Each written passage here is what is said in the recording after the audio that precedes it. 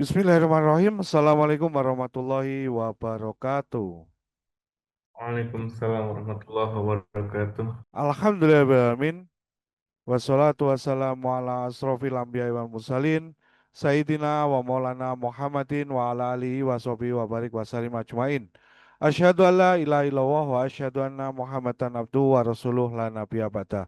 Qala rabbi shrah li sadri wa yassir li amri wahlul 'uqdatam min lisani yafqahu qawli amma ba'du. Baik Bapak Ibu sekalian, peserta Bisaroh berbagi yang dirahmati Allah, mari kita bersama-sama bersyukur pada Allah dengan mengucap Alhamdulillahirabbil alamin. Yang mana pada malam hari ini kita bisa bersua kembali dalam agenda eh, Road to Spasi Batch 8 yang kita insya Allah pada malam hari ini akan membawakan tema berjudul pendanaan bisnis abal-abal gitu. Dan tak lupa lagi kita bersama-sama bersolawat kepada Muhammad Sallallahu Alaihi Wasallam dengan mengucap Allahumma sholli ala Sayyidina Muhammad wa ala ali Sayyidina Muhammad. Karena berkat beliau lah hari ini kita bisa merasakan nikmat iman Islam. Kita dipersatukan dalam satu ikatan akidah Islam dan mudah-mudahan kelak kita dipersatukan dengan beliaunya dalam satu surganya. Amin amin Allahumma amin. Baik Bapak Ibu sekalian, peserta bisa berbagi bagaimana kabarnya malam hari ini? Sehat semua nggih? Insya Allah. Alhamdulillah Alhamdulillah, sehat. Alhamdulillah alhamdulillah, sehat semua. ah, sehat, Oke, Ustaz. ini saya sapa ada Mas Mahdul Mukhlasin ini. Dari mana Pak Mahdul Mukhlasin ini? Assalamualaikum Pak Mahdul Mukhlasin. Waalaikumsalam warahmatullahi wabarakatuh. Saya dari Tangerang, Pak. Dari Tangerang, Masya Allah. Sehat Pak? Sehat, Alhamdulillah. Sudah semangat ini kayak Alhamdulillah. udah siap kayaknya udah gak sabar sekali tadi eh untuk menerima sharing-sharing materi pada malam hari ini. Kita sapa dulu yang lainnya ini ada Pak Arnes. Wah, Assalamualaikum Pak Arnes. Sehat Pak Arnes? Oh, Pak Arnes. Pak Arnes, Waalaikumsalam. Kang Yusuf, sehat? Pak Arnes, bagaimana? alhamdulillah sehat. Alhamdulillah sehat. Bagaimana kabar di sana Pak Arnes? Sedang hujan kah ini? Enggak ya, kadang-kadang hujan, Pak Yusuf. Kadang-kadang hujan ya. Oh iya. Iya. Kalau di sini di Malang ini hampir setiap hari bisa dipastikan setelah duhur pasti hujan gitu. Karena udah masuk musim penghujan lebih awal gitu. Baik, sehat ya Pak Anes, sehat semua ya. Siap ya untuk menerima materi pada malam hari ini. Yang insya Allah Ya, pada insya malam Allah. hari ini materinya akan dibawakan oleh eh, dua orang kakak beradik. Wes. Malam hari ini akan dibawakan pematerinya akan ada dua yaitu kakak beradik. Akan ada Pak El Chandra yang udah siap di dalam eh majelis Zoom kita dulu. Kita sapa beliau dulu. Assalamualaikum Pak El Chandra. Waalaikumsalam warahmatullahi wabarakatuh. Sehat Pak? Alhamdulillah sehat. Alhamdulillah sehat. Terlihat sekali cerah sekali gih malam hari ini. Ya Allah, seger gih. Hujan Pak di Jogja. Lagi di Jogja atau di mana ini? Ya masih di Jogja. Ya sama biasanya habis asar hujannya kalau di Jogja. Masya Allah. Lagi hujan ini Pak. Ini enggak, ini enggak. Sore ini tadi Cerah ya? alhamdulillah cerah. Oh cerah Masya Allah. Ini kalau di Malang ini kita tanya dulu Ustadz Fili yang lagi di Malang ini. Yang beliaunya lagi Hmm. kayaknya tadi sorean sampai malam hari ini mungkin masih kedinginan gitu ya. Baik Ustadz Fili, sehat Ustadz Fili. Siap. Waalaikumsalam warahmatullahi wabarakatuh. Alhamdulillah sehat. Iya, selamat Tadi datang di sudah kota hujan. Kalau dulu kota hujan kita kenal Bogor ya. Kita ini kota hujan ternyata hari ini Iya. berpindah ke Malang Syahdu. gitu ya.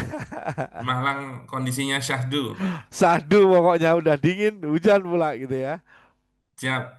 Sudah siap Ge menyampaikan materinya semua Pak El dan Ustadz Fili ini?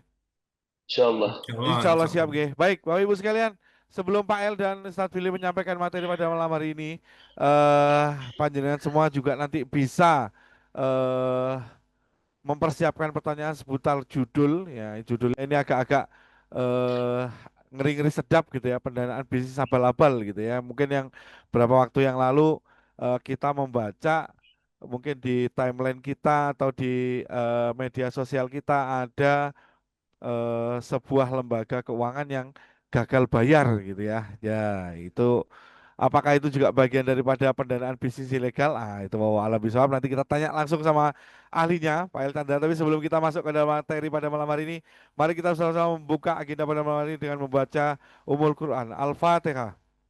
A'udzubillahi minasyaitonir rajim. Bismillahirrahmanirrahim. Alhamdulillahirabbil arrahmanirrahim maliki yaumiddin. Iyyaka na'budu wa iyyaka nasta'in ihdinas siratal mustaqim. Siratal ladzina an'amta 'alaihim ghairil maghdubi 'alaihim waladdallin. Amin amin amin ya rabbal alamin. Baik, semoga keberkahan di agenda majelis kita pada malam hari ini dari awal hingga akhirnya panjenengan semua bisa mendapatkan ilmu yang bermanfaat gitu ya. Baik, tidak perlu panjang lebar lagi, kita akan pada sesi pertama ini akan dibawakan oleh Pak El Chandra. Monggo Pak El Chandra mendapatkan materi mengenai pendanaan bisnis abal-abal. Nah, ini bagaimana maksudnya dan seperti apa yang disampaikan beliau? Apakah tadi juga berkenaan dengan yang saya bahas tadi? Ada sebuah lembaga keuangan yang gagal bayar yang katanya juga lumayan besar gitu ya. Kemarin kita baca di timeline gitu. Silakan Pak El Chandra untuk membawakan materi pada malam hari ini. Baik, Bismillahirrahmanirrahim. Rabbi israh li sadri wa yassir li amri wahlul 'uqdatam min lisani yafqahu qawli. Assalamualaikum warahmatullahi wabarakatuh. Waalaikumsalam warahmatullahi wabarakatuh. Warahmatullahi wabarakatuh. Alhamdulillah, ini untuk kesekian kali saya diundang di forum Bisyarah.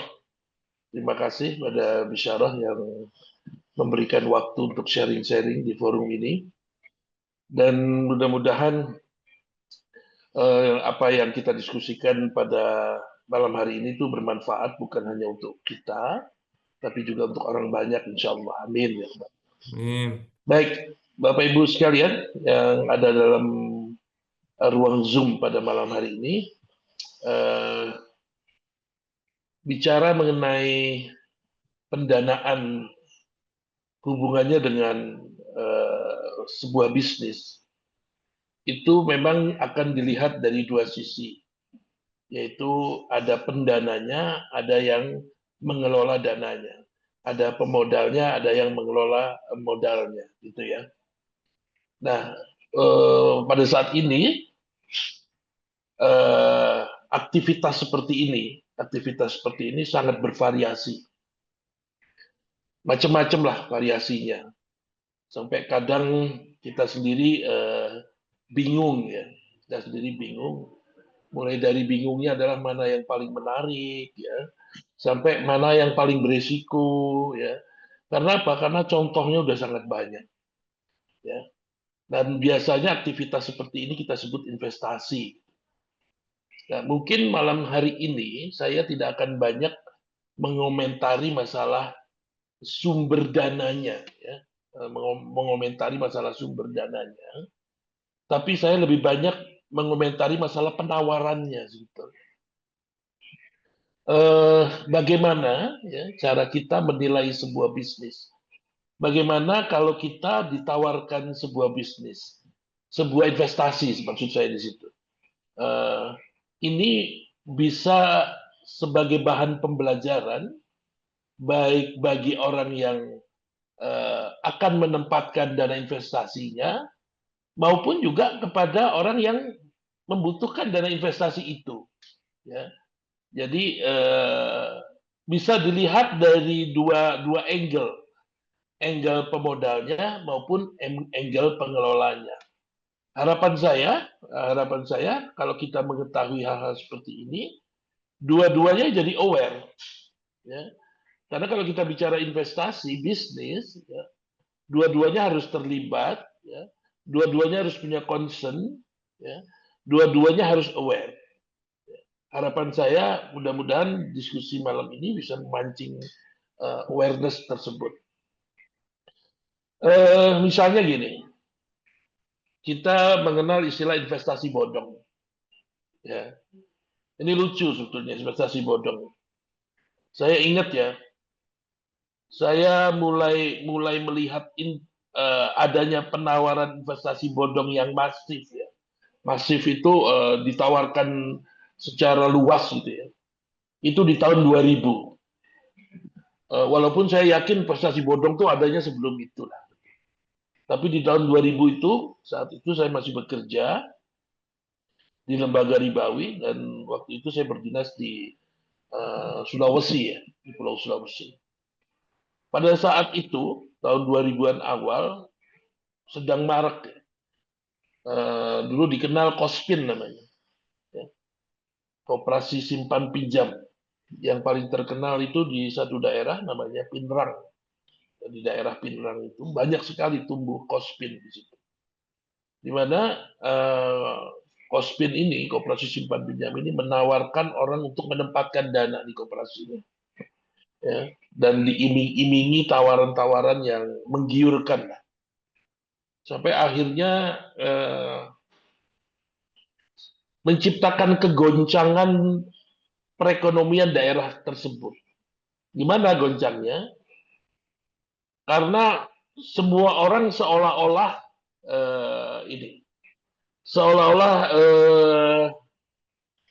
termotivasi untuk menempatkan dana di kospin-kospin tersebut. Dan dana yang disimpan di kospin itu bukan cuma dana idle ya, yang memang dia punya kelebihan ya, tidak digunakan untuk apa-apa, tidak digunakan untuk cash flow lah misalnya gitu ya. Itu yang ditempatkan. Ternyata bukan cuma itu. Banyak orang yang akhirnya apa? Jual sawah ya, jual kerbaunya.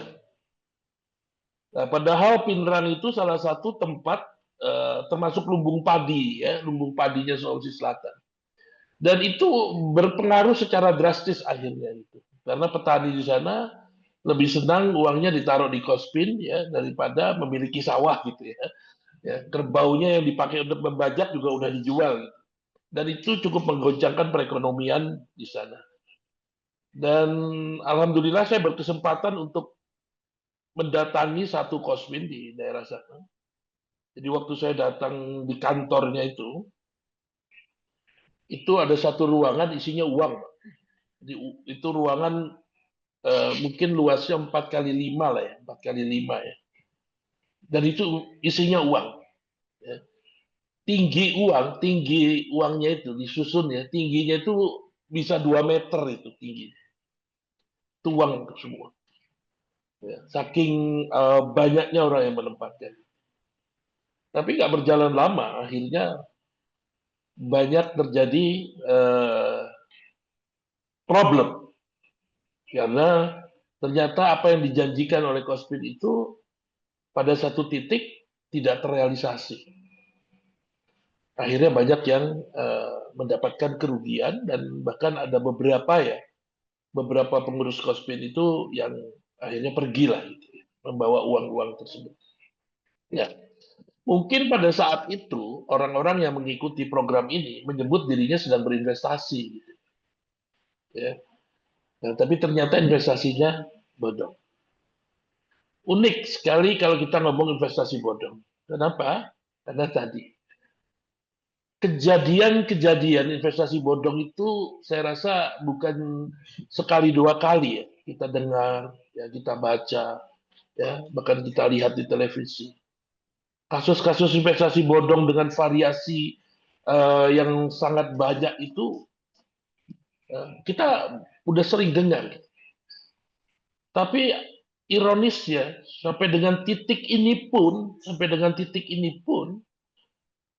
investasi bodong itu masih terjadi gitu. Jadi kadang kita tuh bingung, udah dikasih lihat, dikasih bukti, dikasih tunjuk gitu ya. Itu kayaknya orang tuh kayak nggak terlalu peduli gitu. Akhirnya tetap aja dia. Yang paling dekat kemarin saya dihubungi pagi-pagi, saya dihubungi teman, ya, dihubungi teman, dia curhat. Awalnya dia bilang begini, Mbak Chandra, saya habis tertipu, dia bilang. Oh ya? Dan nilainya cukup besar. Oh, berapa Pak? Nilainya 2,6 miliar. Dia bilang. Oh ya? Itu tertipu seperti apa? Dia bilang tertipu di investasi. Tapi saya rasa, kata dia, saya tuh kayaknya dihipnotis deh Pak Chandra. Oh iya Pak, kenapa Bapak kok merasa Bapak dihipnotis? Ya saya kayak melakukan itu tanpa sadar gitu. Dan tiba-tiba udah 2,6 miliar habis. Oh gitu. Pusing Pak saya. Terus saya bilang, baik Pak, ini sebentar lagi saya mau menuju ke kantor. Saya bilang, nanti saya mampir tempat Bapak. Mampirlah saya ke tempat Bapak itu. Ya cuma sekedar ingin ini ya mendengar ya, menjadi pendengar yang baik lah gitu kan. Ya sambil juga mungkin saya bisa belajar lah dari kejadian itu. Terus saya tanya, itu kejadian awalnya seperti apa? Beliau cerita. Jadi kejadian awalnya itu saya di DM orang, Pak. Oh ya? Iya, perkenalkan diri gitu kan. Dan itu semua dengan sopan santun. Ya. Terus akhirnya ngajak masuk ke grup gitu kan. Ya. Dan berlanjut dan berlanjut dan berlanjut sampai akhirnya saya sadar udah 2,6 miliar. Terus saya penasaran, ini orang sehebat apa sih? Kok sampai tidak pernah bertemu gitu kan? Orang kok bisa bisa ini ya, bisa percaya gitu ya, menaruh uangnya segitu besar. Sehebat apa orang ini? Penasaran saya. Terus saya bilang, boleh nggak saya ditunjukkan orang yang ngajak investasi, yang nge-DM Bapak itu. Saya lihat dong, dan ditunjukkan. Itu wanita. Ya. Kalau saya lihat dari gambar yang ditunjukkan, ya wanita itu ya tergolong ini ya menarik lah, baik dari wajahnya, termasuk posenya, ya termasuk pose. Terus saya tanya sama teman saya, Pak, ini yang menghubungi Bapak? Iya Pak Chandra. Awalnya dia Pak, tapi habis itu ada kelompoknya. Terus saya tanya, Bapak yakin bahwa yang menghubungi Bapak tuh orang yang ada di foto ini? Diam. Bapak yakin? Diam. Jadi akhirnya saya simpulkan sama beliau, Pak, saya rasa Bapak bukan dihipnotis.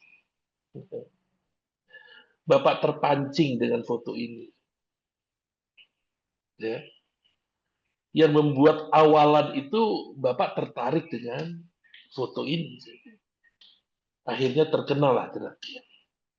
Padahal tadi, Bapak belum tentu yakin, atau Bapak belum tentu bisa pastikan bahwa orang yang difoto inilah sebetulnya yang berkomunikasi. Itu satu contoh, Bapak Ibu sekalian. Ya. Kalau kita bicara investasi bodong, semakin hari variasinya semakin variatif. Ya. Tapi apakah sekarang pertanyaan saya gini, apakah kita bisa mengidentifikasi hal-hal seperti ini? Menurut saya, harusnya kalau kita dalam kondisi yang sadar, ya, yang logik, ya, tidak emosional, hal-hal seperti ini udah bisa kebaca karena contohnya udah sangat banyak. Oke, coba saya izinkan saya untuk memberikan beberapa hal yang bisa kita nilai dari satu investasi. Ya, coba izinkan saya untuk men-share ini, men-share screen.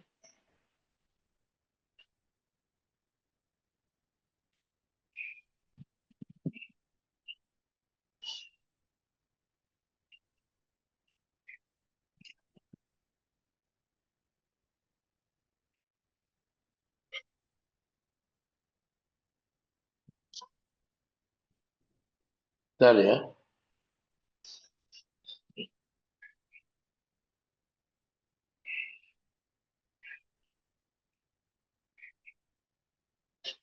Baik, apakah sudah mulai tampak? Sudah, masuk. Baik. Sudah, Ustaz. Baik. Menilai sebuah investasi. Ya. Pertama kita ambil contoh yang ekstrim lah ya. Investasi itu kita sebut investasi bodong. Apa sih sebetulnya ciri-cirinya? Bagaimana ciri-ciri dari investasi bodong? Ya. Yang pertama, kalau kita bicara investasi bodong,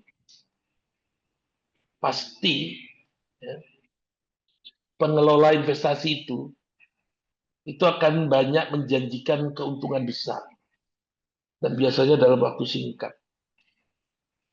Pembahasan-pembahasan yang mereka lakukan itu selalu didominasi dengan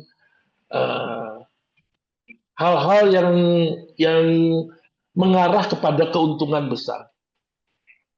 Misalnya persentase yang besar, ya. Dan waktunya juga singkat. Waktunya juga singkat. Bagaimana kita melihat ini secara logik? Kita banyak yang suka terkesima dengan permohonan satu investasi, banyak yang suka terkesima waktu melihat persentase. Ya. Wah, ini kalau ikut investasi ini, ya, itu bagi hasilnya sekian persen. Wah, itu besar. Cuma kadang orang nggak sadar, persentase itu kan belum pasti menentukan nilai yang didapat. Kenapa? Karena untuk mendapatkan nilai yang didapat, persentase itu butuh pengali. Ya. Pengali itu bottom line-nya apa? Berapa? Misal, yang dia bicarakan, Pak, Bapak nanti akan dapat 50%. Gitu kan. Ya, tapi 50% dari berapa? 50% dari angka 50 juta, itu 25 juta. Ya. Tapi 25% dari angka 500 juta, itu kan berbeda. Gitu. Dan persentasenya lebih kecil, namun bottom line-nya kan lebih besar, sehingga hasil yang diterima juga lebih besar. Nah, kita lebih banyak berkonsentrasi pada persentase. Padahal penting untuk melihat bottom line. Nah, bagaimana cara kita melihat bottom line? Itu harus ada hitung-hitungannya. Nah, yang kadang orang tidak terlalu pedulikan tuh bottom line ini. Kalau itu keuntungan, ya, bagaimana mendapatkan nilai keuntungan itu? Nilai keuntungan itu keuntungan yang wajar, bisa dipertanggungjawabkan, ya, atau abal-abal. Ya. Jadi biasanya orang yang menawarkan investasi bodong, ya, itu lebih banyak bicara persentase, keuntungan, rata-rata, kebanyakan dia ngomong gitu. Dan waktunya singkat. Yang kedua, kalau kita ngomong ciri-ciri investasi bodong, ya, dia menjanjikan keuntungannya itu pasti, ya, dijamin untung, gitu. Ya. Jadi keuntungannya pasti, ya, pasti untung. Kalau kita bicara investasi, ya, dan pengelola itu menyampaikan pasti untung, itu harusnya muncul ini dong, muncul pertanyaan dong di kita, yaitu ini investasinya kemana sih? Ya, yang diinvestasikan kemana sih? Kenapa? Kok bisa pasti untung coba? Kemana dia investasi?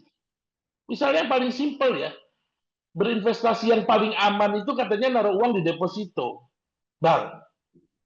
Tapi pertanyaan saya, yakin uang yang kita taruh di deposito bank itu pasti aman?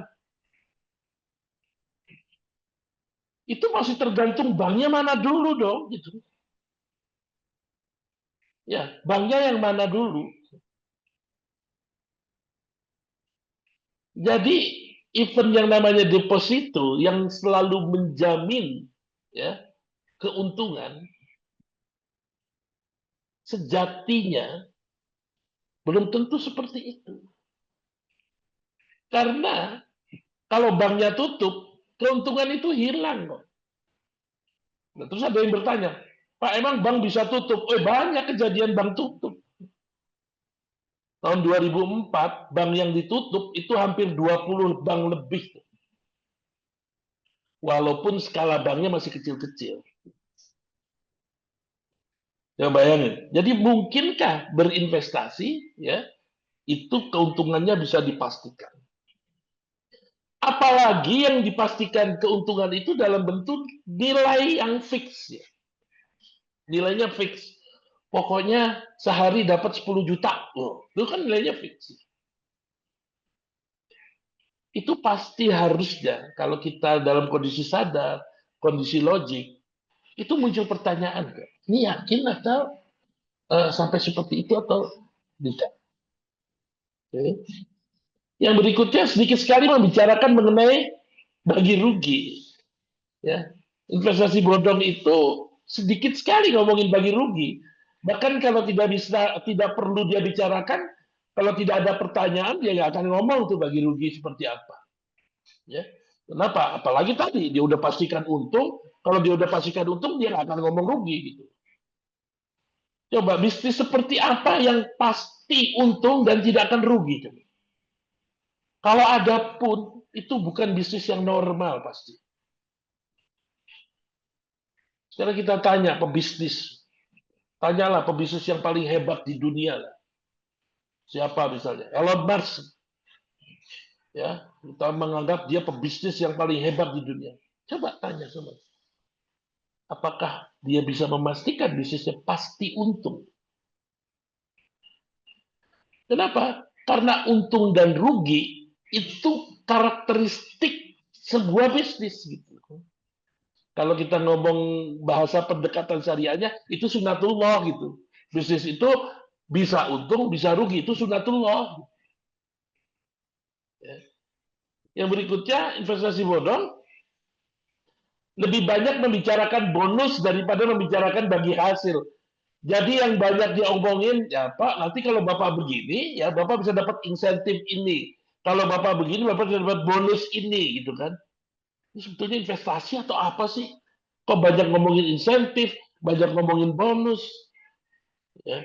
Kalau investasi itu sebetulnya hasil memang didapat dari bottom line.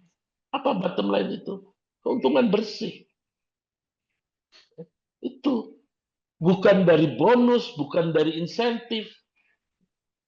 Ya. Nah, biasanya kedoknya investasi, tapi sebetulnya kalau kita ngomong praktek transaksinya, itu ternyata bukan investasi. Bisa jadi itu investasi bodong. Yang berikutnya kurang banyak memberikan informasi mengenai kondisi bisnis yang sedang berjalan, tapi lebih banyak memberikan iming-iming di masa depan. Jadi biasanya disampaikan dalam investasi bodong itu, ya, itu tidak banyak bicarakan kondisi bisnis saat ini. Jadi kadang kita tidak tahu bisnisnya saat ini itu sedang baik-baik saja atau tidak, sesehat apa, itu kita nggak tahu. Karena yang mereka banyak bicarakan itu iming-iming masa depannya. Nanti kalau Bapak masuk investasi sini, begini. Itu kan semua ngomongnya nanti. Iming-iming di masa depan. Oke. Yang berikutnya, ya biasanya ya, investasi bodong itu di ujung akan ada apa ya, proses menekan untuk segera bergabung. Ya, menekan untuk segera bergabung. Ayo Pak, segera Pak, karena nanti hari Senin harga naik misalnya gitu ya. Ya itu cara-cara ya, contoh seperti itu ya. Nah, itu kalau sudah menekan untuk bergabung, hati-hati. Bisa jadi itu juga investasi bodong. Ya. Jarang membicarakan resiko. Ya.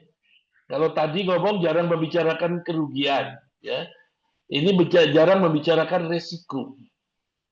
Yang dia gambarkan seolah-olah bisnis ini baik-baik saja terus, tidak ada risikonya. Ya. Nah, kalau sudah seperti itu, hati-hati. Kenapa? Karena setiap bisnis, sesederhana apapun bisnis, pasti muncul resiko. Dan tugas pengelola, ya, tugas pengelola itu harusnya, ya, menyampaikan resiko itu, ya, agar orang aware terhadap resiko, agar terlihat adanya transparansi, ya. Dan transparansi itulah yang dinilai oleh orang-orang yang berinvestasi ini tadi. Keterbukaan itu harganya mahal. Ya. Banyak kok orang yang gagal berinvestasi gara-gara apa? Dia lihat si pengelola ini tidak transparan. Akhirnya orang daripada berisiko lebih baik nggak usah masuk. Oke, nah ini ciri-ciri investasi bodong. Lalu untuk apa saya ceritakan ini kepada calon-calon pengelola? Tadi saya bilang, kalau penawaran calon-calon pengelola karakteristiknya hanya seperti orang-orang yang menawarkan investasi bodong, ya, memang akan sulit mencari pendana, akan sulit mencari pemodal. Kenapa? Karena pemodal yang logik, ya, pasti dia sudah antisipasi hal-hal seperti itu. Ya, kalaupun bisa dapat, ya dapat pemodal-pemodal yang mungkin tidak logik, gitu, mungkin tidak logik. Tapi jumlahnya seberapa banyak hari gini, ya, pemodal yang tidak logik seperti itu. Bahkan menipu orang pun itu kan masih ada unsur spekulasinya kan, ya, bisa berhasil bisa tidak. Ini ciri investasi bodong. Okay. Tapi semakin ke sini saya yakin, walaupun masih ada korban-korban, ya, masih ada korban-korban, tapi saya yakin, ya, pemilik dana semakin hari semakin pintar, semakin hari semakin kritis. Apalagi pemilik dana yang udah ulang-ulang ketipu, ya, dia akan semakin berhati-hati. Jadi kalau investasi bodong, nah, tapi yang saya khawatirkan nih sebetulnya yang ini. Investasi yang sembrono. Kalau tadi bodong, ini sembrono. Ya. Ciri-cirinya gimana? Satu, biasanya investasi yang sembrono, ini nggak bodong maksudnya. Ya. Ada faktanya, memang melakukan investasi. Tapi caranya sembrono. Ciri-cirinya gimana? Satu, investasi yang sembrono bisa muncul, ya, di mana pada saat itu yang berinvestasi itu di awal dia hanya membicarakan, ya, investasi itu bukan untuk tujuan bisnis, tapi tolong menolong. Contoh, kita diundang reunian SMA lah, gitu. Ketemu teman-teman. Dan ternyata kita bertemu sama teman baik kita waktu SMA, yang sekarang udah jadi orang kaya beliau. Orang yang berada, sultan lah. Oke. Terus kita ditanya sama si sultan ini, Jan, apa kegiatan kamu sekarang, Jan? Terus ya biasalah. Biasanya kalau ada pertanyaan seperti ini, saya mau nyolong-nyolong curhat dikit lah gitu ya.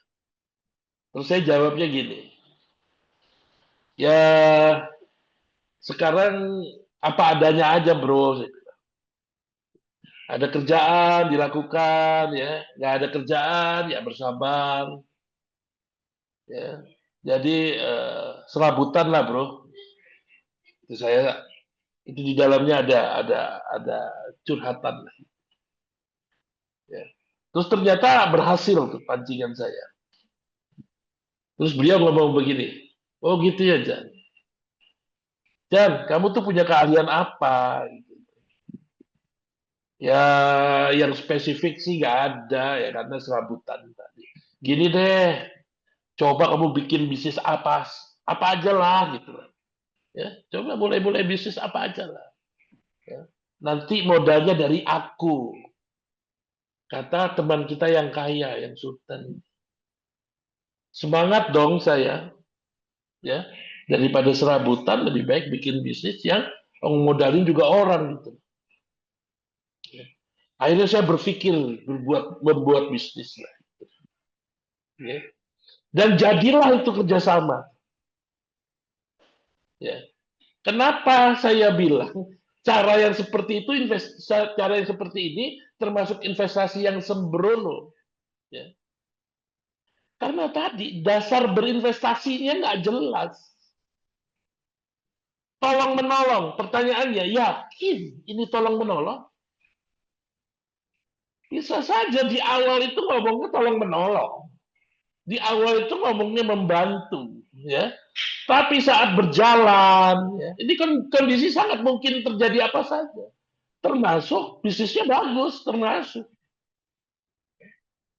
Nah, kalau ternyata bisnisnya bagus, nah mulailah nih si Sultan ini hitung-hitungan sama kita ini. Mulailah minta bagi hasil sekian. Bayangkan berarti ya yang mereka bicarakan ya kerjasama bisnis, pembicaraan detailnya itu baru terjadi setelah bisnisnya jalan gitu, setelah kerjasamanya jalan, bukan sebelum. Apa yang bisa terjadi kalau seperti itu? Sangat mungkin adanya perbedaan pendapat. Ya. Itu kalau bisnisnya berhasil. Tapi terus terang aja kondisi-kondisi seperti ini, contoh-contoh seperti ini, ya, yang saya tahu malah akibatnya apa? Bisnisnya nggak berhasil. Gitu. Karena menurut saya dari awal nggak jelas. Ini yang mau dikerjasamai apa? Itu yang pertama. Dan saya masukkan kondisi seperti itu sebagai investasi yang sembrono. Yang berikutnya, investasi yang sembrono, ciri-cirinya adalah hanya berdasarkan kesepakatan tanpa banyak melakukan persiapan. Zaman sekarang itu, ya, orang kalau udah bicara kerjasama bisnis, ya, itu pembicaraannya yang paling utama itu adalah bagi hasilnya mau berapa. Padahal bikin kerjasama itu tidak bisa hanya dasarnya, oke, kita sepakat, Bismillahirrahmanirrahim akan selesai, nggak bisa. Kerjasama itu butuh persiapan. Nah, persiapan ini yang kurang banyak dilakukan. Kenapa sampai begitu? Sekarang ini saya sering ya orang datang diskusi ya curhat lah gitu ya mengenai kerjasama bisnisnya ya. Dan setelah saya pelajari apa yang terjadi sehingga kerjasamanya gagal, selalu kurangnya persiapan. Ya. Bukan berarti ada uang, ya udah sepakat bisnis jalan, nggak bisa begitu ternyata. Perlu ada persiapan. Nah, kurangnya persiapan menurut saya termasuk investasi yang sembrono. Berikutnya adalah investasi yang sembrono, ciri-cirinya hanya berlandaskan kepercayaan tanpa menggunakan data. Coba bayangin ya, kalau si Chandra tadi ketemu yang teman-teman sultannya tadi, datang saya. Terus saya bilang, bro, saya udah dapat nih ide bisnis nih. Saya udah dapat di bisnis. Jadi nanti rencananya saya mau begini, saya begini. Ya. Dan itu si Sultan, ya, dia hanya berkomentar gini, dan pokoknya saya percaya sama kamu Chandra. Modalnya cuma begitu. Pokoknya saya percaya sama kamu, dan saya percayakan ini sama kamu Chandra. Nih ya, kondisi-kondisi seperti ini, perubahannya sangat mungkin nggak di tengah jalan itu berbalik kondisinya. Iya, karena kita juga nggak pernah bisa memastikan sultan teman kita ini, ya, kesultanannya seumur apa. Kalau tiba-tiba dia punya masalah di bisnis utamanya dia, dan sedang butuh uang, ya, dia akan menuntut nggak ke saya. Walaupun di awal dia cuma ngomong, pokoknya saya percaya sama kamu. Akan berbeda. Oke. Nah, yang berikutnya investasi yang sembrono itu menggunakan prinsip mengalir. Gak ada hitung-hitungan. Pokoknya bisnis berjalan, ya udah alhamdulillah gitu. Ngalir aja pokoknya. Ya. Pokoknya dia lihat, oh masih buka warungnya, alhamdulillah gitu. Nggak ada yang namanya proyeksi itu. Tapi begitu bermasalah, kalau mengalir itu kan jalan terus. Kalau tiba-tiba bermasalah, stop alirannya, ya siap-siap pengelola akan ditanyai banyak hal. Kenapa? Karena dulu pengelola tidak membuat tolok ukur keberhasilan. Gimana saya mau dinilai berhasil sih? Sebagai pengelola, saya pengen dinilai berhasil. Kenapa? Karena keberhasilan itu bagian dari orang menilai saya itu amanah atau tidak, kan gitu. Nah, saya pengen dinilai berhasil. Saya yang harus membuat tolok ukurnya. Jadi kapan saya itu dinyatakan berhasil, kapan dinyatakan tidak berhasil, itu ada standar yang kita sudah sepakati dari awal. Jadi nggak bisa. Hanya mengalir nggak bisa. Iya kalau mengalir terus. Kalau ternyata stop alirannya, wah baru masalah akan muncul. Investasi yang sembrono juga, ya ciri-cirinya besarnya modal hanya berdasarkan dana yang ada, bukan atas dasar kebutuhan usaha sehingga menghasilkan. Jadi gini nih, kerjasamanya dimulai gini. Jan, ini ada uang 10 juta, ya. Kamu pakai deh untuk bisnis. Kita kerjasama nih. Saya modalin kamu. Nih 10 juta. Kamu pakai deh untuk bisnis. Dan itu dianggap sudah kerjasama.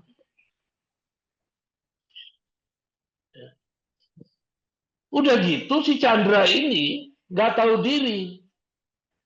Dikasihnya cuma 10 juta, bikin bisnis yang muluk-muluk. Ya.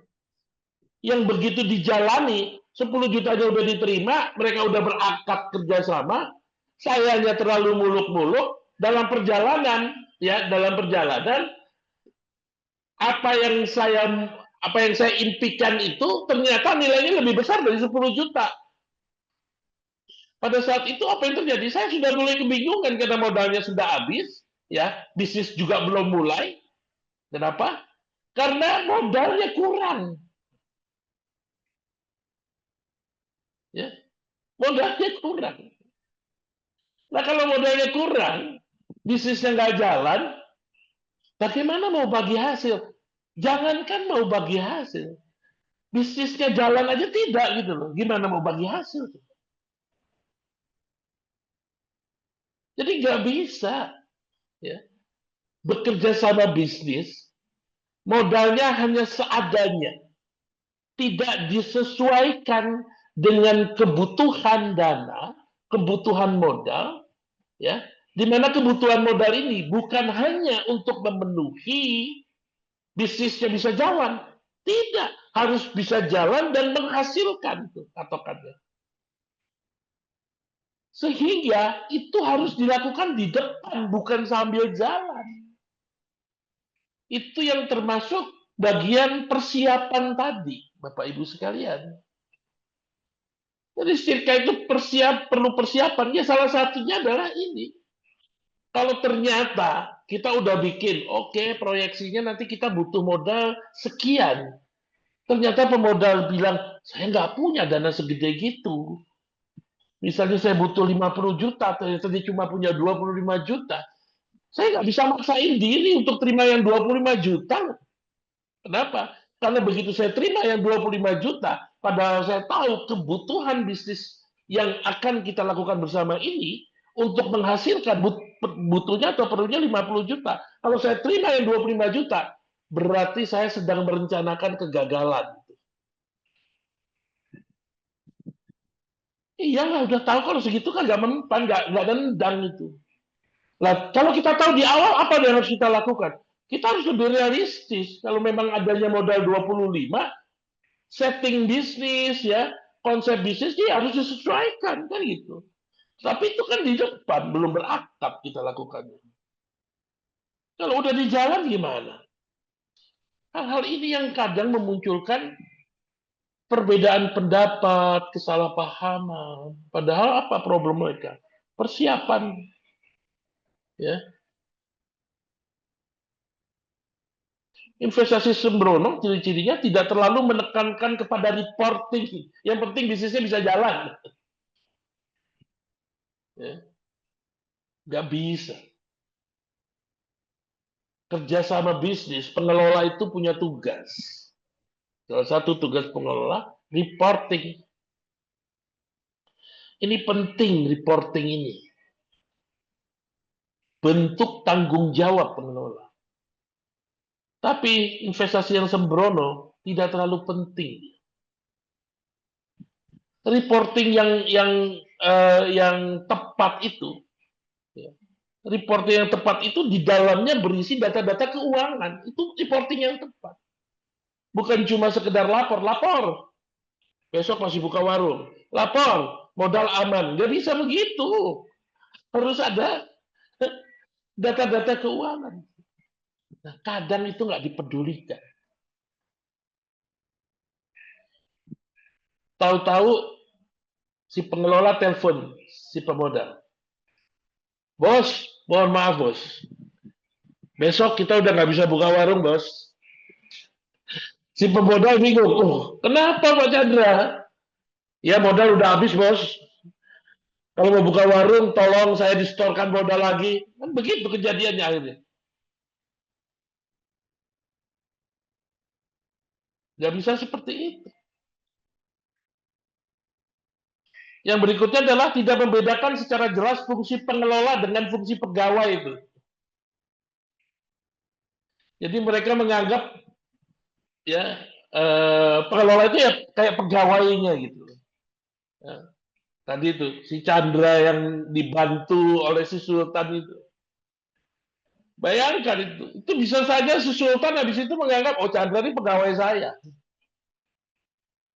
Padahal akadnya tadi, katanya tadi, janjinya tadi ngasih modal ke saya. Tapi habis itu saya dijadiin pegawai itu sama dia. Ya.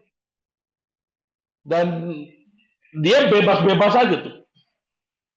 Bisa aja nanti sewaktu-waktu dia datang, ya, saya disuruh cuci mobil dia tuh. Karena dia nganggap saya jadi pegawai. Punya hutang budi sama dia. Tuh, investasi sembrono akan begitu arah. Harus ada pagar. Siapa pemodal? Siapa pengelola? Apa tugas pemodal? Apa tugas pengelola?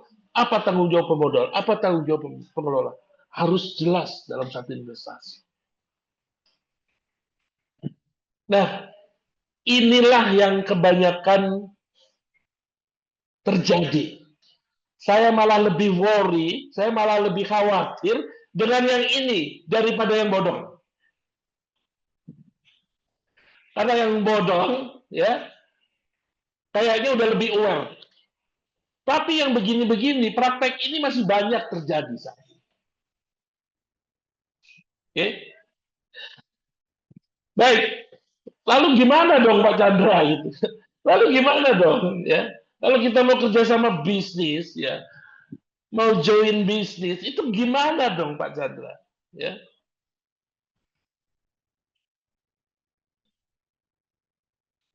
Terus mau bagaimana dong? Ya. Baik kita sebagai pengelola terutama maupun sebagai pemodal. Jadi harus bagaimana? Nah, kalau mau tahu jangan kemana-mana. Kita bisa bertemu di acara ini. Mudah-mudahan nanti kita sampaikan di situ lebih detail. Baik, saya rasa itu Mas Yusuf yang bisa saya sampaikan sebagai pematik diskusi kita pada malam hari ini. Waktu dan Siap, tempat saya kembalikan ke Mas Yusuf. Siap, terima kasih Pak El Chandra atas materinya malam hari ini. Masya Allah, materi yang hanya 3 slide, tapi penjelasannya luar biasa padat ini. Jadi mengenai menilai kelayakan sebuah investasi gitu ya. Kalau tadi tema kita adalah mengenai pendanaan abal-abal, nah ini ternyata lebih kepada mengarah kepada bagaimana kelayakan sebuah bisnis atau investasi gitu ya. Oke, monggo Ustaz Willy, kalau ada yang mau ditambahkan dulu sebelum kita masuk informasi dan sesi tanya jawab. Siap. Nah, menarik sekali yang disampaikan oleh eh, Pak Chandra ya tadi, yaitu ternyata ada 2 investasi, yaitu investasi bodong, tapi ada juga investasi ceroboh. Nah, kalau mau pakai termin syirkah, ada yang syirkah bodong, ada yang syirkah ceroboh. Karena investasi ini objek utamanya memang mengenai modal. Dan modal yang dikelola oleh pengelola pasti akadnya syirkah. Maka sebenarnya itu akan melakukan akad syirkah. Dan ini banyak sekali terjadi. Nah, kalau Pak Chandra ini kan backgroundnya memang orang bank ya, yang biasanya memberi pinjaman modal biasanya. Walaupun kan agak menggelikan ya, ini pinjaman apa modal? Nggak jelas gitu kan. Kalau di bank sebenarnya pinjaman, bukan jadi modal.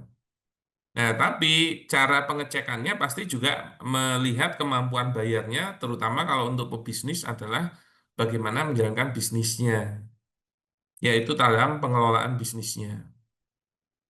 Nah, begitu juga kalau kita ini memang membutuhkan suntikan dana untuk memperbesar bisnis kita. Pastinya nanti melakukan akad syirkah. Nah, syirkah ini sekarang sudah banyak diterapkan ya, dan alhamdulillah awareness terhadap bisnis syariah itu sudah meningkat. Salah satunya itu tidak mau lagi menggunakan pinjaman bank yang memang itu ada ribawi. Nah, tapi kalau akhirnya Anda memilih solusi dengan akad permodalan yang syariah, yaitu dengan syirkah, tapi syirkahnya batil, salah, bahkan juga ceroboh, yang berujung pada kerugian, termasuk keharaman transaksi atau hasil dari bisnisnya. Nah, itu pasti kemungkinan besar karena kurangnya ilmu. Jadi awareness terhadap meningkatnya sirkah saat ini itu sudah terhadap sirkah itu sudah meningkat, tapi pendalaman ilmunya yang belum begitu loh. Nah, contohnya apa? Ya, kami sudah sangat terlalu sering menemui sirkah yang bermasalah.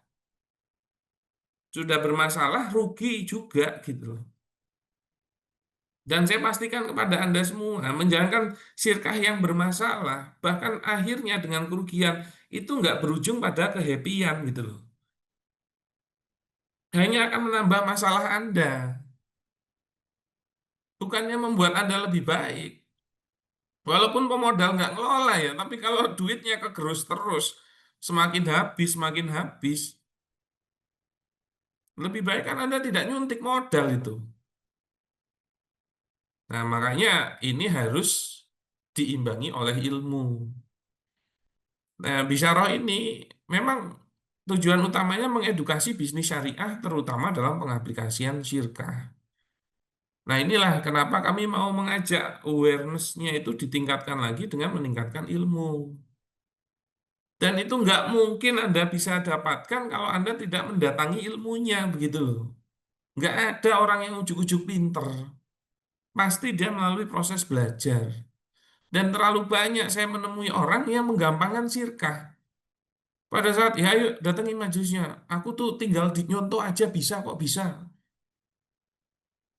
Ya itu kan memang keputusan masing-masing ya. Cuman kalau Bisaro sendiri ini kan sebenarnya konsultan. Konsultan itu kan kepanjangan lainnya koncone wong kesulitan. Jadi yang datang ke konsultan ini wong-wong yang bermasalah ngono loh. Bukan wong-wong yang happy. Kalau masih happy-happy nggak datang nggak. Nah makanya perbendaharaan permasalahan kami sudah banyak. Yang sebenarnya permasalahan itu tidak perlu Anda lewati. Nah, masalahnya Anda mau nggak mencari ilmunya? Nah, untuk itu kenapa kami juga banyak mengadakan kegiatan-kegiatan termasuk workshop spasi tersebut yang tadi diinformasikan oleh Pak Chandra. Daripada cuman Anda melakukannya entah sebagai pengelola, entah sebagai pemodal, berakhir zonk. Nggak enak, nggak enak. Bahkan sirkah kok 3 bulan nggak ada bagi hasil, itu sepet. Dan itu banyak terjadi gitu loh. Nggak usah bergaya-gaya, oh saya punya bisnis ini. Nggak ono profit. Nggak apa. Nah, makanya ayo kita tingkatkan awareness kita pelajari ilmunya, dan belajarnya yang komprehensif, jangan abal-abal, atau juga jangan hanya bersifat minim gitu loh.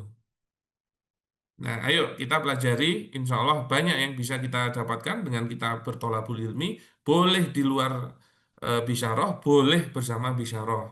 Nah, kebetulan juga insya Allah November ini ada agenda tersebut. Nah, itu dari saya, Ustadz Syam Yusuf, untuk penyampaian. Tadi sudah banyak disampaikan oleh Pak Chandra. Jadi, monggo habis ini kalau mau lanjut dengan tanya jawab silahkan, atau juga ada informasi yang mau disampaikan. Spill dulu. Silahkan. Siap. Jadi kalau ingin start pilih atas tambahannya gitu ya. Baik. Bapak Ibu sekalian, peserta bisa berbagi rute spasi batch 8 gitu ya. Idealnya buat panjenengan semua ketika mau berinvestasi ataupun mau bekerja sama atau bersirkah. Seperti tadi yang sudah dijelaskan oleh Ustadz Fili dan oleh Pak El Chandra bahwa jenengan itu harus berilmu dulu supaya bisa mengenali mana potensi atas sebuah bisnis itu, apakah bisnis itu layak enggak untuk diinvestasi atau dikerjasamakan. Nah, seperti tadi yang disampaikan oleh Ustadz Filik, saya izin share screen gitu ya. Nah, bisa roh pada bulan November ini, bulan depan akan mengadakan eksklusif workshop Spasi Batch 8. Apa itu Spasi?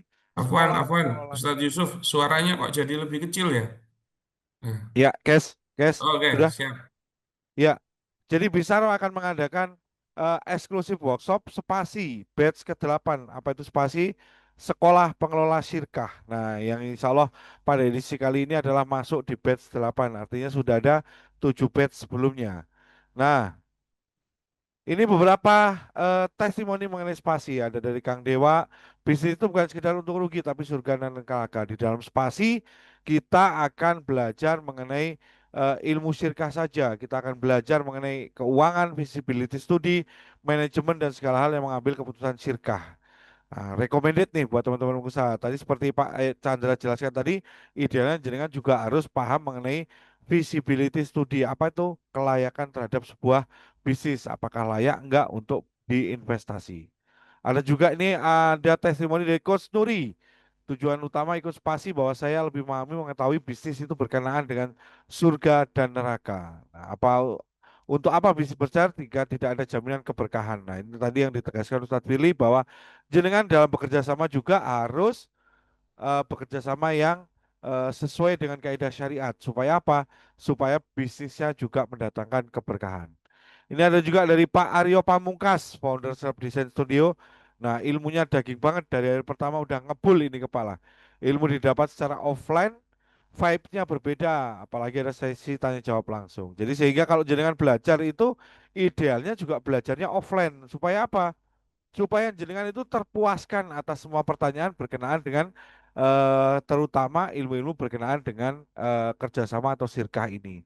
Jangan sampai beda vibe-nya pasti dengan yang dalam forum online, apalagi jenengan tadi hanya belajar otodidak ngikutin di dalam video, karena memang berjalannya itu pasti berbeda sekali. Dan ini ada lagi Mr. Catur. Nah, ini beliaunya adalah entrepreneur dan investor nasional. Masya Allah, tabarakallah, ilmunya benar-benar bermanfaat untuk bisnis kita agar sesuai dengan kaidah Islam, menjalankan dengan ketenangan, bukan hanya hukum-hukumnya, tapi contohnya, diskusinya ada, tanya jawabnya ada, aplikatif banget gitu ya. Jadi jenengan itu hadir di majelis workshop eksklusif ini akan mendapatkan ilmu juga sekaligus apa? Sekaligus contoh-contohnya yang aplikatif berkenaan dengan bisnis panjenengan semua. Nah, ini latar belakang adanya spasi gitu ya. Bahwa adanya keluhan mengenai pemodal jika bertemu dengan pengelola. Apa yang dikeluhkan bahwa pemodal mengatakan belum menemukan pengelola yang amanah. Pun begitu, dari sisi pengelola menyampaikan bahwa susah juga mendapatkan pemodal, bahwa jadi spasi bertujuan menjadi penengah antara pemodal dan pengelola, di mana kami mengajarkan ilmu berkenaan dengan pengelolaan bisnis, bahwa pemodal dan pengelola juga harus paham mengenai ilmu tentang syirkah. Idealnya berdua mendapatkan ilmu yang sama, pemahaman yang sama, sehingga pada saat bekerja sama atau bersirkah bisa mendatangkan keberkahan karena dijalankan sesuai dengan syariat Islam. Nah, ini pemateri-pematerinya. Yang pertama yang pastinya akan ada Ustadz Billy Ferdiansyah, beliau founder dan CEO Bisaro ID, penghulu Sirkah, ketua Islamic Business Coaching, dan penulis buku Udah Sirkain Aja. Akan ada Ustadz Sidik Aljawi, pakar fikih kontemporer dan founder Institut Muhammadiyah Indonesia. Akan ada Ustadz Dwi Condro Tiono, PhD, pakar ekonomi Islam, gurunya pengusaha muslim, founder dan CFO Safaat Markom, 25 tahun bersirkah, ini nggak main-main ya, bersirkah bisa panjang. Nah, beliau juga dosen sekolah tinggi ilmu Islam atau Siahan Fara gitu ya. Ada juga Pak El Chandra. Nah, tadi ini yang beliau sharing-sharing juga nanti akan hadir juga. Beliau Ketua Xbank JM Trust Solusi Syariah, mantan pegawai lembaga keuangan konvensional selama 20 tahun. Ada juga Mr. Catur yang pekan lalu juga ada sharing-sharing. Beliau adalah founder Segiling Entrepreneur, founder Yayasan Amal Soleh Segiling, Rumah Tafis Baitul Ulum, investor nasional dan pengusaha muslim. Nah, nanti nanya mengenai investasi-investasi, nah nanti dengan beliau. Terus nanti akan ada penutupnya, akan ada Kang Pramudiringga. Beliau adalah alumni teknik UGM, konsultan AOS, Line Organization System, spesialis bisnis setup chain management, owner PT Arion Sinergi Akselerasi. Nanti ini akan berbicara mengenai speed up atau line organisasi bisnis panjenengan semua. Apa saja materinya? Yang pasti akan materinya yang pertama akan ada materi sirkah, yang utama ini akan ada laporan keuangan. Jadi kalau sirkah dan laporan keuangan ini udah satu pasang yang tidak bisa dipisahkan. Jadi kalau jenengan bersirkah, idealnya jenengan juga semua harus paham mengenai laporan keuangan. Ada mindset bisnis, visibility study, sistemasi bisnis kepegawaian, pitching bisnis, memahami harta haram dan dampaknya. Nah, terutama ini jenengan semua harus paham apa itu harta haram dan apa dampaknya terhadap bisnis dan kehidupan panjenengan semua. Ini rundown acaranya. Hari pertama akan dibuka dari jam 8 pagi sampai jam 10 malam. Dibuka dengan mengapa bisnis harus sesuai syariah yang akan dibawakan Ustadz Firly. Ada materi sirkah 1 dan 2, 2 dan 3 akan dibawakan Ustadz Firly, dan malam harinya akan ditutup meet up investor dengan Mr. Catur. Ya, beliau juga hadir malam ini sebagai peserta sharing session malam hari ini, beliau juga hadir. Akan ada meet up investor. D. Hari kedua, rundownnya akan dibuka dengan laporan keuangan 1 dan 2 yang dibawakan oleh Ustadz Dwi Condro Tiono PhD. Akan ada visibility study 1 dan 2 dibawakan oleh Pak El Chandra, dan akan ditutup terakhir dengan fikih harta yang akan dibawakan oleh Ustadz Sidik Al-Jawi. Di hari ketiga, jenengan semua akan belajar mengenai sistemasi bisnis 1 dan 2 yang akan dibawakan oleh Kang Pramudiringga, dan akan ditutup agenda workshop kita dengan kepegawaian 1 dan 2 yang akan dibawakan oleh Ustadz Firly Firdiansyah. Nah, kapan venue-nya? Venue-nya akan dilaksanakan di The Jayakarta Hotel Yogyakarta, Jalan Raya Solo, Yogyakarta. KM 8 Kalongan Mogoharjo, Kecamatan Depok, Kabupaten Sleman. Hari dan tanggal Selasa sampai dengan Kamis, tanggal 11 dan sampai dengan 13 November 2025, jam 8 sampai dengan jam 10 malam. Fasilitasnya akan dengan terima apa saja: meeting room, coffee break 6 kali, lunch 3 kali, dinner 2 kali, merchandise eksklusif, ada jaket, block note, lanyard ID dan goodie bag, dapat buku Udah Sirkain Aja dan sertifikat. Nah, berapa nilai investasinya untuk mengikuti agenda workshop Spasi Base 8 ini? Harga normalnya di 7,7 juta untuk jenengan yang mendaftarkan pada malam hari ini. Di bulan Agustus sudah lewat, September lewat. Ini yang ada adalah di bulan Oktober. Nah, jenengan ini kesempatan terakhir untuk mendaftar. Dinilai 5,5 juta rupiah per satu orang atau 10 juta rupiah untuk 2 orang. Nah, ada tambahan benefitnya, apa saja itu? Jenengan akan mendapatkan pertama, free konsultasi 10 pendaftar pertama senilai 4 juta, free rekaman kuliah bisnis syariah senilai 750 juta, free rekaman fikih zakat senilai 250 juta, free template surat akad senilai 1 juta, tergabung dalam circle pengusaha muslim se-Indonesia, dan tergabung dalam forum inkubasi alumni Spasi. Untuk benefitnya yang jangan tambahkan senilai kurang lebih 6 juta rupiah gitu ya, murah sekali. Jenengan daftar di 5,5 juta mendapatkan benefit senilai 6 juta rupiah. Jadi tunggu apa lagi?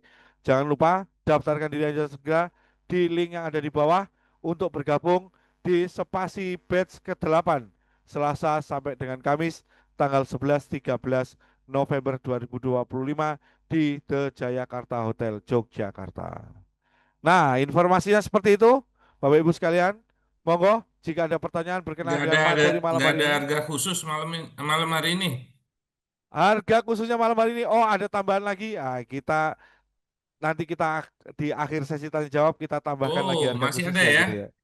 Siap, gitu ya. Siap. Monggo, Bapak Ibu sekalian yang mau ada yang ditanyakan mengenai materi malam hari ini berkenaan dengan investasi abal-abalnya, monggo dipersilahkan. Boleh raise hand ataupun di kolom chat, boleh bertanya langsung dengan pemateri, bisa langsung open mic. Silakan. Kalau tidak ada yang bertanya, berarti sudah sering terkena yang abal-abal ini. Siap. Kalau nggak ada yang bertanya, saya mau nanya ini sama Pak Chandra nih. Boleh ya Pak Chandra? Mic-nya bisa Iya. di-open? Ya, bro. Siap.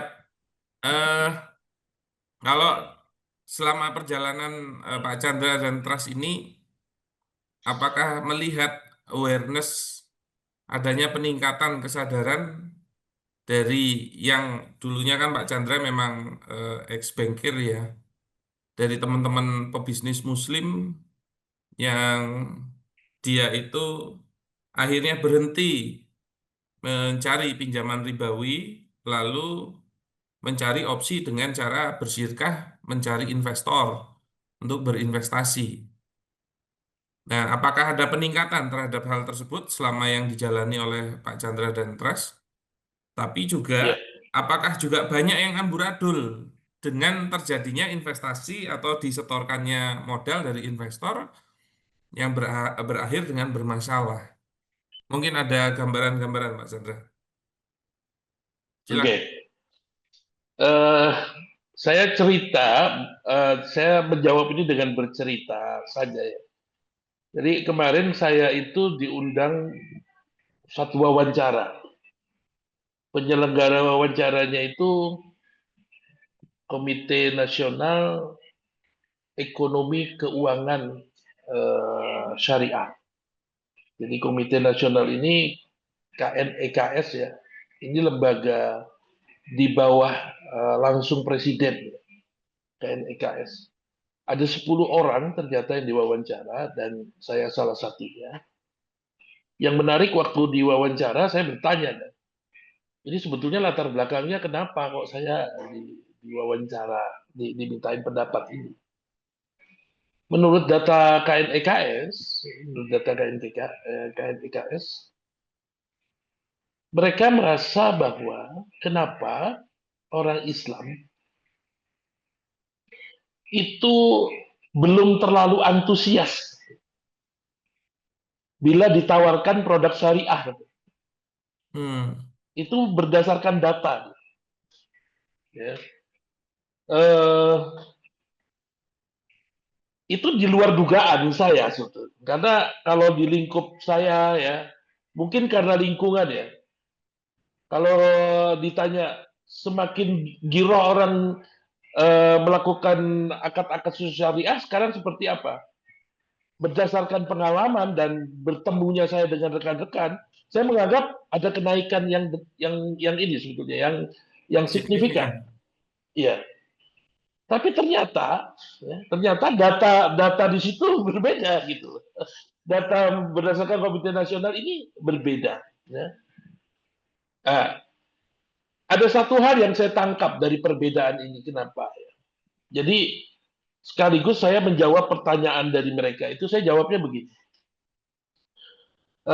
Kenapa kok orang Islam itu belum terlalu antusias dengan produk-produk syariah? Yang pertama saya bilang, karena belum munculnya kesadaran bersyariah. Di lingkup orang Islam secara luas, itu belum munculnya kesadaran bersyariah. Sehingga buat orang Islam yang belum muncul kesadaran bersyariah, menganggap bahwa produk syariah itu sebagai alternatif. Ya. Kalau dia menganggap produk syariah itu sebagai alternatif, yang terjadi dia akan membandingkan. Misalnya dia ditawari dua produk, satu syariah, yang satu konvensional misalnya. Yang dia lakukan itu membandingkan, ya, mana yang lebih murah gitu, mana yang lebih fleksibel gitu. Nah, nanti dia akan pilih yang lebih murah, yang lebih fleksibel. Jadi itu yang saya maksud, belum adanya kesadaran bersyariah. Selama belum adanya kesadaran bersyariah, saya bilang, mau berapa banyak pun produk syariah yang kita produksi, yang kita desain, yang kita buat, ya kembali lagi, itu hanya jadi alternatif buat orang Islam. Padahal harusnya orang Islam itu menempatkan produk syariah bukan sebagai alternatif, tapi sebagai kewajiban, saya bilang. Nah, sayangnya lembaga-lembaga syariah ini atau lembaga yang mengaku syariah saat ini hanya menyibukkan diri membuat produk syariahnya saja, tidak membangun kesadarannya. Itu yang pertama. Yang kedua, ternyata pasar syariah itu ada dua tipe. Tipe yang pertama, orang Islam, ya, yang buat dia bersyariah itu yang penting ada nama syariahnya itu udah aman gitu.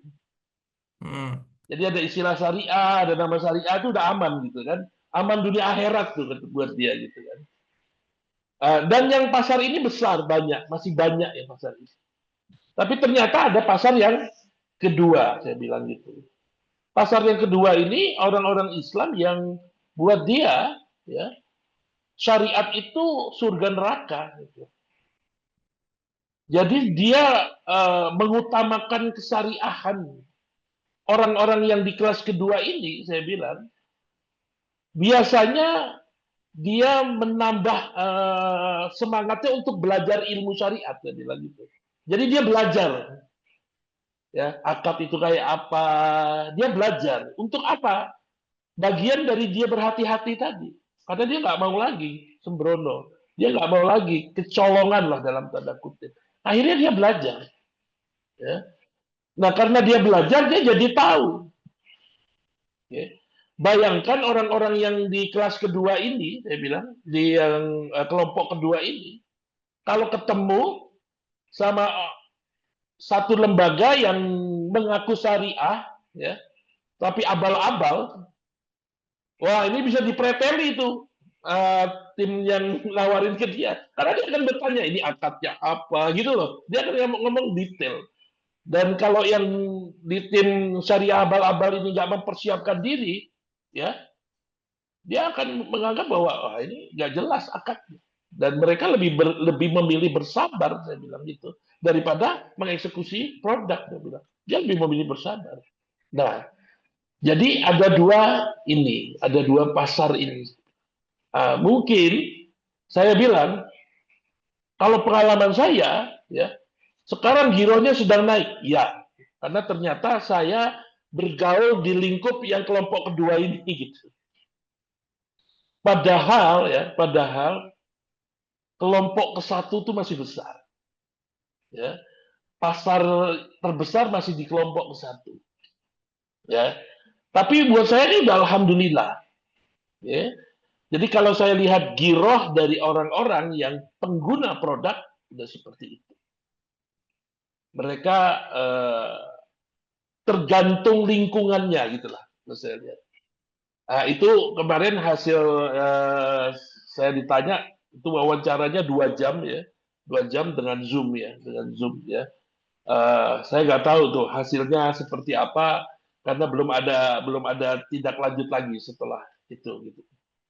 Nah, itu pengalaman. Jadi kalau ditanya bagaimana seperti itu. Namun kalau saya sendiri ya, saya menganggap bahwa ini sudah mulai terlihat ya.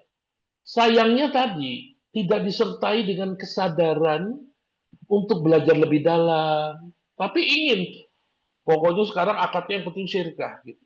Dan begitu akadnya udah syirkah aja, udah merasa selesai gitu loh, udah merasa aman gitu ya, udah merasa beres gitu kerjasamanya. Padahal dalam akad syirkah itu banyak detail-detail yang harus dia pahami gitu.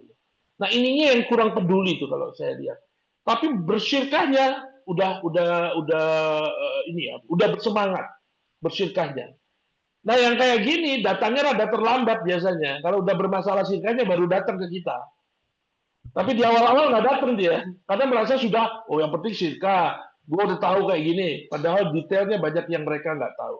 Sayangnya di situ sebetulnya. Itu sih. Siap. Oke. Eh, jadi sebenarnya banyak peningkatan ya awareness itu, eh, tapi tidak dibarengi dengan implementasi yang syar'i.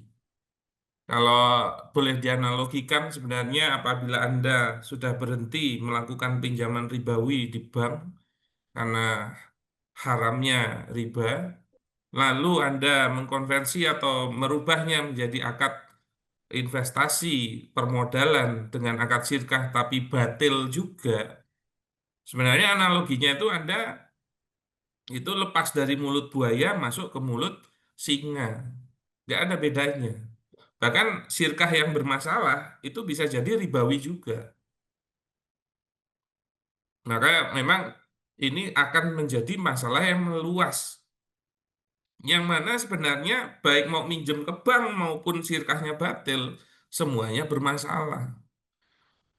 Maka kami mengapresiasi kepada rekan-rekan yang sudah mau awareness ribanya meningkat, tidak ingin melakukan lagi pinjaman ribawi ke bank-bank, ya.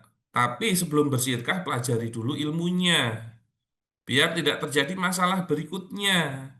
Kita ini pinginnya produktif, bukan masuk dari lubang bermasalah, masuk ke lubang bermasalah berikutnya. Bahkan yang dikhawatirkan apa? Lubangnya menjadi lebih besar. Salah satu cerita dari klien kami, itu dia itu tidak mau pinjem bank. Bisnisnya membesar, akhirnya apa? Melakukan investasi. Mencari para pemodal, tapi ternyata apa? Dia memberikan bagi hasilnya prosentase dari modal. Lah ya itu ribawi juga. Nah, dikarenakan prosentase dari modal tidak melihat yang namanya untung atau rugi, intinya tiap bulan dapat segitu flat sesuai dengan kesepakatan awal. Pada saat bisnisnya menurun, uangnya habis, akhirnya dia juga nggak ada punya uang untuk bisa membayar bagi bagi hasilnya. Bahkan belum dalam dalam posisi mengembalikan modalnya loh. Nah, karena sudah mentok, akhirnya apa? Akhirnya pinjem ke bank. Padahal dari awal dia nggak mau pinjem ke bank. Hanya karena dengan investasi yang salah, akhirnya dia terjadi hal tersebut. Nah, makanya ayo kami mengajak untuk rekan-rekan semua mempelajari lebih jauh. Ya, kalau dari saya, mungkin saya tambahin sedikit closing statement, nanti bisa dari Pak Chandra.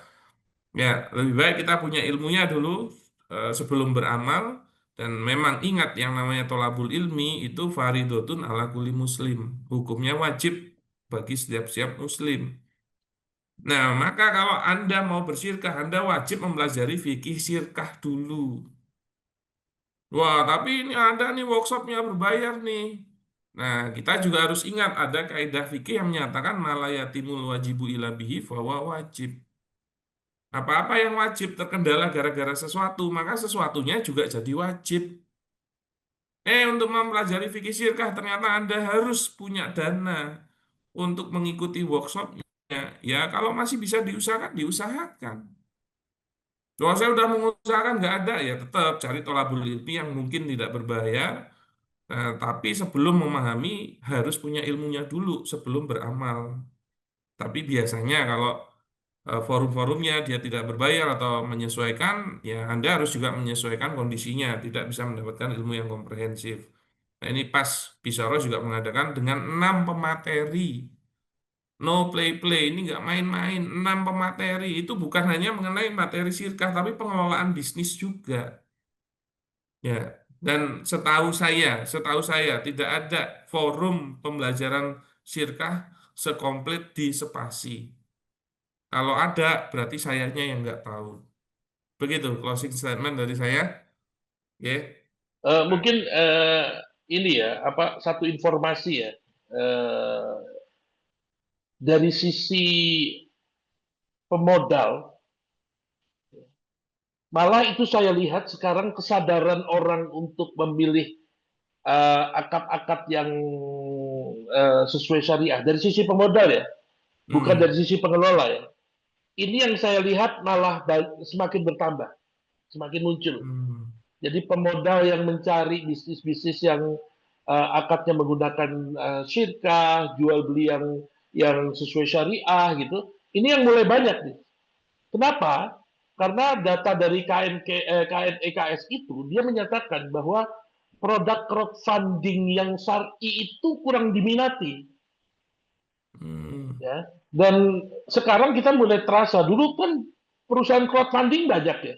Iya, Tapi pernah ujung-ujungnya rame. kan berguguran kan? Iya, Berguguran kan? Ya, ujung-ujungnya berguguran ya.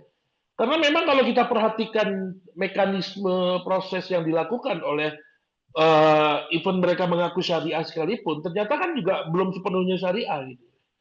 Nah, semakin hari entah kenapa Allah menunjukkan lah ya, Allah menunjukkan ya kegagalan-kegagalan karena adanya pelanggaran syariat itu kayak diperlihatkan gitu ya, kayak diperlihatkan. Nah, akibatnya orang semakin berhati-hati sekarang ya, even dia menjadi pemodal. Nah, mereka mencari itu. Kemarin saya ketemu satu lembaga ya. Lembaga itu tidak menyebutkan embel-embel syariah ya. Kalau kita bilang namanya aja nggak ada syariah-syariahnya ya. Mungkin nanti bisa teman-teman namanya Karma Club. Ya. Ini lembaga private investment Karma Club ini. Dan alhamdulillah saya ketemu foundernya, ya. Saya sudah 2 kali diskusi sama foundernya. Yang menarik dari Karma Club ini, ya, dia pernah ada satu transaksi melibatkan mitranya Trust, tapi mitranya Trust itu menuntut ya akadnya sesuai syariah. Karma Club ini sampai nanya, yang dimaksud akad sesuai syariah itu yang mana? Tolong kami itu dikasih tahu gitu. Akhirnya kita ketemu tuh di Zoom 3 pihak gitu. Trust, mitranya Trust sama Karma Club. Ya. Terus mereka pengen tahu apa perbedaan akad yang mereka lakukan sekarang dengan yang versi syariah. Kita 2 kali Zoom ya, dan akhirnya terjadi itu transaksi di mana yang membiayai transaksinya, pendananya itu adalah Karma Club, tapi semua mekanisme dan akadnya mengikuti akadnya Trust, mengikuti akad syariah. Ya. Dan itu terjadi. Saya sempat bertanya sama foundernya. Saya bilang, kenapa kok situ tertarik ikutin akad syariah? Apa alasannya dia? Alasannya dia, dari penjelasan, saya nggak melihat alasan untuk menolaknya. Kenapa? Karena satu, ya, itu terlihat lebih fair. Ya. Kedua, tetap mengikuti karakteristik bisnis yang normal gitu loh. Nggak ada yang aneh, yang wajar gitu loh. Jadi saya nggak punya alasan untuk menolak, dia bilang gitu. Nah, ini alhamdulillah nih, kita udah selesai kerjasama sama dia. Ini sekarang kita lagi meritis lagi, ya, karena dia punya kekuatan modal. Dan ya mudah-mudahan ya, ini menjadi berita gembira buat pengelola-pengelola ya, yang memang ingin mendapatkan modal yang syar'i gitu loh. Ya. Nah ini sebagai informasi. Nah di sininya semakin banyak nih pemodal-pemodal yang mencari, karena mungkin mereka juga udah pernah nyoba yang sudah ada gitu kan, tapi ternyata kan banyak yang bermasalah aja. Crowdfunding yang mengaku syariah juga banyak yang bermasalah ya. Tadi yang Mas Yusuf juga sempat spill itu kan, itu kurang apa coba? Namanya aja udah pakai syariah tuh dia tuh ya. Kan ya ini syariah kan gitu kalau nggak salah tuh. Dan sekarang sedang di freeze sama OJK ya karena ada gagal bayar di dia gitu kan. Nah, akhirnya terbukti lah ya kayak kayak gitu juga diperlihatkan sama umat itu. Itu mungkin tambahan.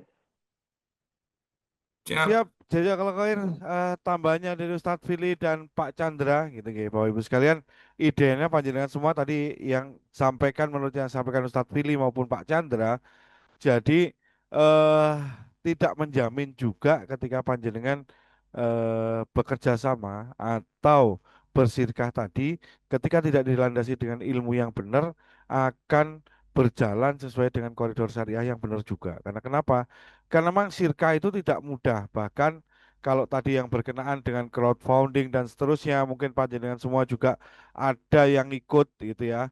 Kalau nggak salah dulu salah satu produknya namanya urun dana gitu. Nah itu juga sama sebenarnya kalau kalau dibedah lebih dalam lagi ternyata juga nggak sesuai dengan kaidah syariat yang benar gitu ya. Sehingga ya idealnya jenengan kalau mau berbisnis atau bersirkah ya ada ilmunya dulu lah. Sama seperti ketika jenengan berbisnis juga akan ada ilmunya. Mungkin Dan Ustadz seperti Yusuf tadi, bisa spill-spill dulu sebelum belajar sirkah di Spasi gimana? siap. Jadi kalau pengalaman saya sendiri, saya belajar sirka itu dari tahun 2015. Workshop pertama kali yang saya ikutin itu di tahun 2015. Nah, setelah itu saya belajar, entah sudah berapa kali belajar, sampai dengan di tahun 2023 kemarin saya mengikuti workshop spasi batch 5. Ya, kalau nggak salah batch 5 saya ikut. Nah, dari sanalah baru ilmunya komprehensif dan baru kebuka tuh. Ternyata, waduh, selama ini saya hanya punya ilmu sirkahnya, tapi untuk ilmu-ilmu yang lainnya yang mengikuti belum saya pelajarin. Bahkan bisa dikatakan saya anti dengan laporan keuangan. Dan hari ini akhirnya setelah saya belajar lebih jauh dan mau nggak mau suka nggak suka namanya nikah wajib paham mengenai laporan keuangan karena memang itu menjadi jantungnya kerjasama atau sirkah tadi. Jadi kalau pengelolaan keuangannya berantakan sudah pasti dipastikan. Pengelolaan bisnisnya juga akan berantakan dan sirkahnya insya Allah juga nggak akan jauh beda, berantakan juga gitu ya. Jadi sayang kalau jenengan melewatkan agenda spasi batch 8 ini dengan penawaran spesialnya untuk malam hari ini kalau sesuai dengan price list tadi di 5,5 juta rupiah untuk yang jenengan hadir dan masih bertahan sampai dengan akhir sesi acara pada malam hari ini, jenengan diberikan penawaran senilai 4 juta rupiah dengan catatan jenengan harus langsung mendaftar di link yang sudah dibagikan oleh admin. Daftarkan diri Anda dengan segera malam hari ini dinilai 4 juta rupiah dari nilai 7,7 tadi sudah dipotong 5,5 dan ditambahkan lagi 1,5 juta dinilai 4 juta rupiah untuk pendaftaran malam hari ini. Jadi ayo segera daftar, ayo segera di-sharing. Sayang sekali ilmunya untuk dilewatkan. Spasi batch 8 11 sampai 13 November 2025 di The Jayakarta Hotel Yogyakarta. Baik, seperti itu Bapak Ibu sekalian, karena ini sudah masuk pada pukul 21.30, sudah masuki sesi akhir kita. Terima kasih atas kehadiran panjenengan semua. Mudah-mudahan tadi ilmu yang disampaikan Pak Chandra membawa hasanah baru buat jenengan, maklumat, maklumat baru buat panjenengan bahwa bisnis itu bukan sekedar membicarakan berapa banyak profitnya, tapi juga jenengan harus hati-hati apakah profitnya ini layak apa tidak, profitnya ini ideal apa tidak, profitnya ini benar apa tidak, supaya apa? Supaya jenengan nggak salah investasi, masuk kategori investasi bodong, atau kalau jenengan tidak berilmu malah masuknya ke investasi tadi yang investasi yang salah gitu ya. Karena kenapa? Karena kalau nggak ada kelayakan studi kelayakan yang benar, maka investasi jenengan juga pasti bisa dijamin akan bukan hanya bodong, malah menjadi investasi yang merugikan buat panjenengan semua. Baik, kita tutup agenda pada malam hari ini dengan mengucap hamdalah istighfar 3 kali dan doa kafatul majelis. Alhamdulillahirrahmanirrahim. Amin. Astagfirullahaladzim. Astagfirullahaladzim. Jazakallah khair atas kehadiran semua. Jazakallah khair kepada Pak Chandra dan Ustadz Fili atas ilmunya pada malam hari ini. Kita tutup. Wassalamualaikum warahmatullahi wabarakatuh. Waalaikumsalam warahmatullahi Tetap wabarakatuh. semangat. Sampai ketemu Syukron ya. bulan depan, Bapak Ibu Sehat-sehat. Matur sekalian. nuwun Pak Ye. Chandra. Assalamualaikum. Waalaikumsalam warahmatullahi wabarakatuh.